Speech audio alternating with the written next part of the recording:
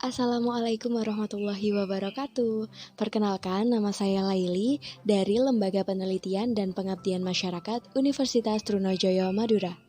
Di sini saya akan menyampaikan materi tentang menulis berita. Oke, kita mulai ya. Menulis berita. Menulis berita ialah salah satu kegiatan jurnalistik. Nah, apa itu kegiatan jurnalistik? Kegiatan jurnalistik ialah kegiatan menghimpun berita yang mana meliputi mencari fakta dan melaporkan peristiwa melalui pengumpulan, penulisan, penafsiran, pemrosesan, dan penyebaran secara sistematis, dan dapat dipercaya untuk diterbitkan di media massa. Lalu, apa fungsi jurnalistik? Fungsi jurnalistik ada 4, yakni pemberi informasi, pemberi hiburan, sebagai alat kontrol sosial, dan pendidik masyarakat. Nah, sekarang membahas mengenai berita. Berita adalah sebuah laporan atau informasi tentang sebuah peristiwa yang baru terjadi atau sedang terjadi dan disampaikan oleh wartawan di media massa. Adapun unsur-unsur berita meliputi aktual, kedekatan, penting, luar biasa, tokoh, eksklusif, konflik, human interest, seks, progresif, tren, dan humor. Lalu ada macam-macam berita. Macam-macam berita terbagi menjadi 3, yaitu berita langsung atau straight news, berita ringan atau soft news, dan berita kisah atau feature. Berita langsung atau straight news ialah berita tentang peristiwa penting yang harus segera disampaikan kepada pembaca saat itu juga. Lalu berita ringan atau soft news merupakan berita yang menampilkan kegiatan unik, menarik, humor, dan bersifat informatif.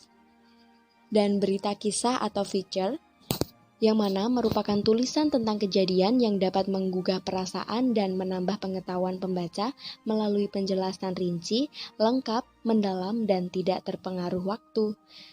Sekarang kita masuk ke cara menulis berita.